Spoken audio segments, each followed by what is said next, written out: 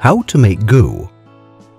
Knowing how to make goo, slime, silly putty, or flubber is a handy skill for a mother, teacher, or caregiver. Goo is the sticky, stretchy, bendy, pliable, mushy stuff that kids love to make a mess with.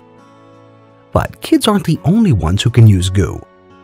It is wonderful material for Halloween pranks, practical jokes, or for use as a tactile stimulation for arthritic hands. Making goo is very easy. You need a combination of common household materials that you may already have around your house. The best part is that you only have to do a little bit of preparation.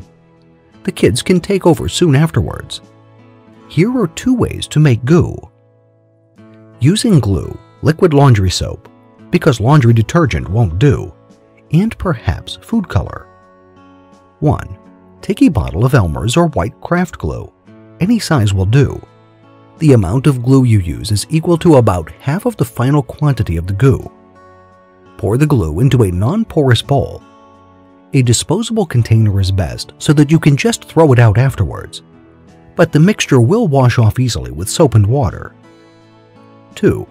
If you want colored goo, you can add a few drops of food color or tempera paint to the glue according to your preference or the availability of the product. Make it about 2 shades darker than what you want the final color to be. Mixed well so that the color is distributed evenly throughout. 3. Add the liquid starch in a slow trickle and mix as you do so. If you haven't gotten the kids involved yet, you can certainly let them help now. You will use up about the same amount of liquid starch as the glue. 4. As the consistency starts to get rubbery, you can remove the goo from the container and start kneading. If you find it too sticky, you can add a little more liquid starch. However, keep in mind that the more you knead and work with the goo, the more rubbery it will become. The kids should be able to play with it by now. Using cornstarch. 1. Sift 2½ cups of cornstarch and break the lumps. 2. Heat 1 cup of water in a saucepan and add your preferred food color if you want colored goo. Do not boil the water. You only want to heat it so that the cornstarch dissolves easily. If the water is too hot, the cornstarch will congeal and form lumps. 3. Remove the saucepan and pour the water into a non-porous container. Slowly add the cornstarch into the water, stirring constantly so that the powder dissolves in the water. The mixture will start to get cloudy and sticky. The more cornstarch you add, the slimier it will get. It will turn gooey quickly. Continue adding cornstarch until the mixture reaches the desired consistency. 4.